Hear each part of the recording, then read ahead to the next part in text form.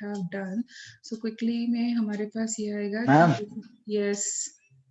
Ma'am वो पिछले वाली क्लास की वीडियो कब अपलोड कर देंगी? It is already done. You need to check it. Yes, ma'am मेरी छूट गई. It's already done. So we were dealing, because it is a chemistry thing, we are going to deal with chemical changes. Now chemical changes वैसे generally कैसे होते हैं? They are irreversible. And reversible. Yes, generally irreversible होते हैं, but बहुत ही rare cases में rarely they are reversible too. तो यहाँ पर इक्विलिब्रियम की बात हो रही है.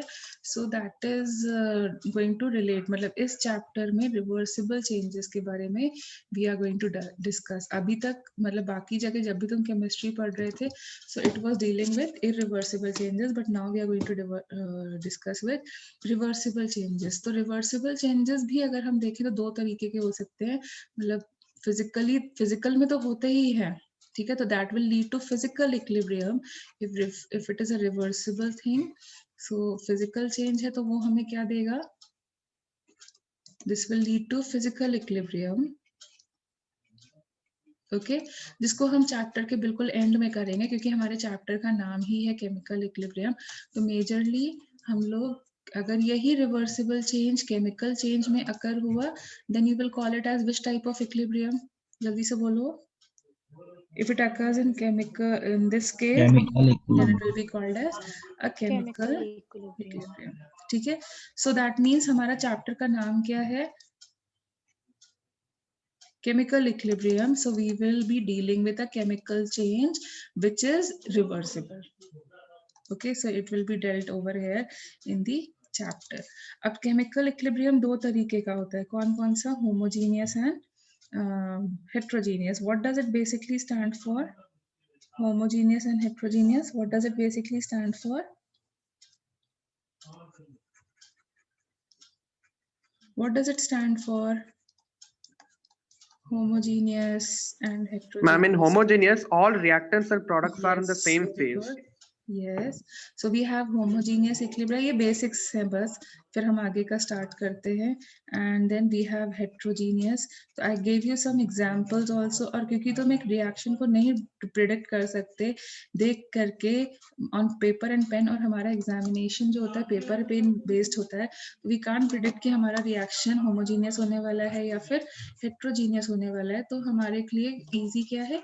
जो भी क्वेश्चंस, जो भी रिएक्शंस हमें एनसीईआरटी में दी हुई हैं या हमें क्वेश्चन में स्पेसिफाइड मिलेंगी कि वो रिवर्सिबल है, ठीक है. तो बस हमें उन रिएक्शंस पे ध्यान देना है जो हमें या तो स्पेसिफाइड मिलेंगी या फिर हमें एनसीईआरटी में जो दी हुई है सिर्फ वही रिएक्शंस को ही देखना है. सो होमोजेनियस इक्विलिब्रियम में क्या हो गया? All reactants and products in same phase. And same phase का मतलब क्या हो गया? Either it is going to be solid, liquid or gas. No, it won't be solid. Solid में equilibrium नहीं आता है. उसका reason मैं अभी तुम्हें आगे specify करूंगी. And मतलब same इसमें ये हो गया, कहने का sense ये हो जाएगा, it will be either gaseous, all will be in gaseous phase or in solution phase. वो भी reason क्या है? Pure liquid form नहीं हो पाएगा. उसका भी reason हम लोग अभी आगे करते हैं. एंड इसमें क्या होगा? कोई भी एक या फिर एक से ज्यादा एनी वन रिएक्टेंट और product will be in different phase.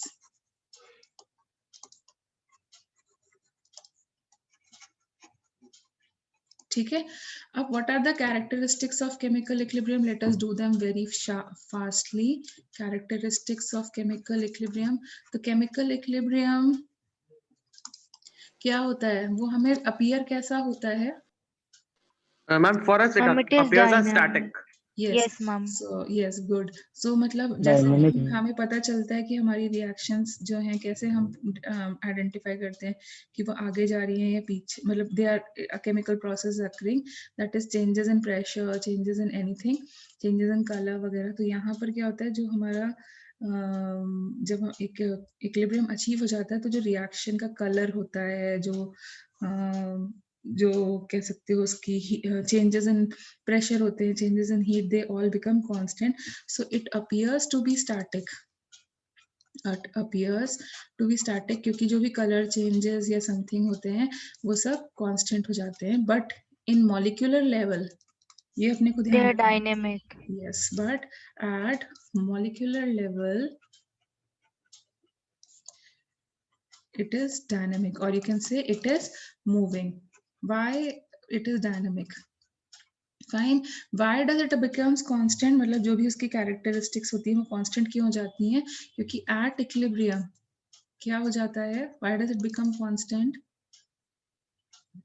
हम rate of forward reaction Yes, और very good. rate of reverse ये चीज reaction पूरा same हो Become जाती है. same. yes, पूरे चैप्टर में ये चीज ध्यान रखनी है. Rate of forward direction just becomes equal to the rate of backward direction.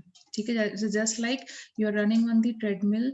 तो अगर तुम तेज भाग रहे हो और बेल्ट धीरे भाग रही है तो you will be running forward, and अगर बेल्ट तेज भाग रही तो you will fall.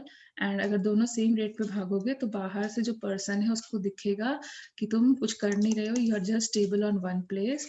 That's what appears to us, but जितना आगे वो जा रहा होता है उतना ही उसे वापस पीछे खींच लिया जाता है. So that is why a chemical equilibrium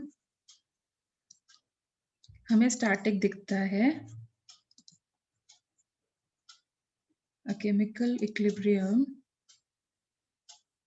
जो भी उसकी कैरेक्टरिस्टिक्स होती हैं, in a chemical equilibrium characteristic properties like color बोल सकते हो,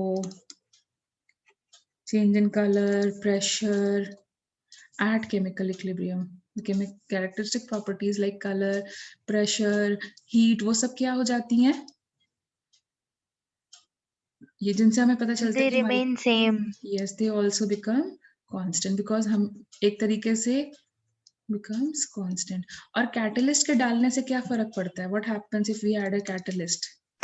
Ma'am, it Ma'am, decreases the the Sorry, time rate वो of to जल्दी react. आते हैं. reaction is rate increased of or decreased. reaction increase हो जाता है. रेट ऑफ रिएक्शन, हाँ रेट ऑफ रिएक्शन इंक्रीज दोनों बट केस जितना होते हैं मैम. दोनों हो सकता है, यस increase या decrease. इंक्रीज नहीं, कैटलिस्ट ये तुम लोग का मिसकंसेप्शन है. जब भी अगर हमें कैटलिस्ट बोला जाता है तो वो पॉजिटिव के लिए ही बोला जाता है, जो इंक्रीज ही करेगा. अगर उन्होंने Yes, हमसे increase ही कर.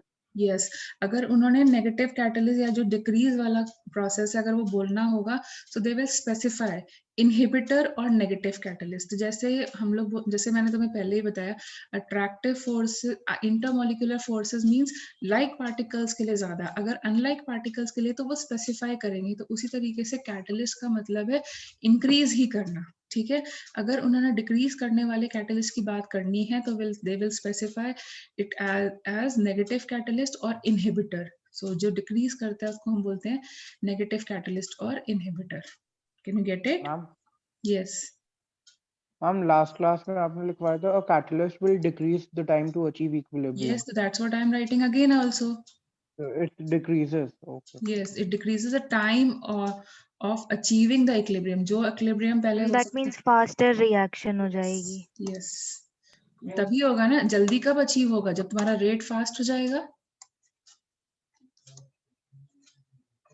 Can you get my point now? जो लास्ट क्लास में लिखा है था उससे रिलेट सही है अभी? ठीक है, तो वो क्या करता है, कैटलिस्ट जो होता है वो फॉरवर्ड डायरेक्शन वाले रेट को भी इंक्रीज करता है और बैकवर्ड डायरेक्शन वाले रेट को भी इंक्रीज करता है. दोनों को ही इन्फेक्ट करता है. Can you get it? Is all these things clear? Yes, ma'am. Yes, Yes, ma'am. ma'am. तो जैसे हम लोग एक नॉर्मल रिएक्शन का कर्व बनाते थे तो हम लोग क्या बोलते थे नॉर्मल रिएक्शन में, ये सपोजिंग रिएक्टेंट्स है तो आफ्टर सम टाइम क्या होता था, रिएक्टेंट्स पूरे खत्म हो जाते थे और प्रोडक्ट्स ऐसे हो जाते थे, पूरे फाइनल अचीव हो जाते थे. यही करते थे ना हम लोग. This is reactants and this Yes, is ma'am. Products. Yes, ठीक है, ma'am. बट इक्विलिब्रियम वाली जो रिएक्शन होगी उसमें क्या होगा, मतलब जो हम केमिकल इक्विलिब्रियम में कर्व देखेंगे तुम अपनी बुक में भी देख सकते हो, तो वहां पर क्या होगा, जो रिएक्टेंट्स हैं एक हाई वैल्यू से जीरो पे नहीं अचीव होते हैं, वो एक वैल्यू के बाद में कांस्टेंट हो जाते हैं. एंड सिमिलरली प्रोडक्ट भी एक मतलब वैल्यू पे अचीव होने के बाद उनकी जो वैल्यू होती है विद टाइम चेंज नहीं होती है. तो ये पॉइंट को क्या बोलते हैं जहां पर चेंज ऑफ स्लोप बिल्कुल कांस्टेंट हो जाता है या Equilibrium. yes, so ये पॉइंट जहां पर change in concentration has stopped, this is the concentration side and this is the time side. तो ये पॉइंट जहां पर जो कंसंट्रेशन है वो स्टॉप हो चुकी हैं, this is the point where, this is the time where equilibrium is achieved when there is no change in concentration with respect to time. Can you get it? So that I move further. अब इतना तुम लोगों ने last Yes, class में किया था, Yes, ma'am. ठीक है? तो अब हम लोग न्यू स्टार्ट करते हैं, इसको फर्दर न्यूमेरिकल्स में लेके आते हैं. सब थ्योरी पार्ट था, अब आगे न्यूमेरिकल्स में लेके आते हैं. But let us connect again because इसमें तो टाइम इज ऑलरेडी डन.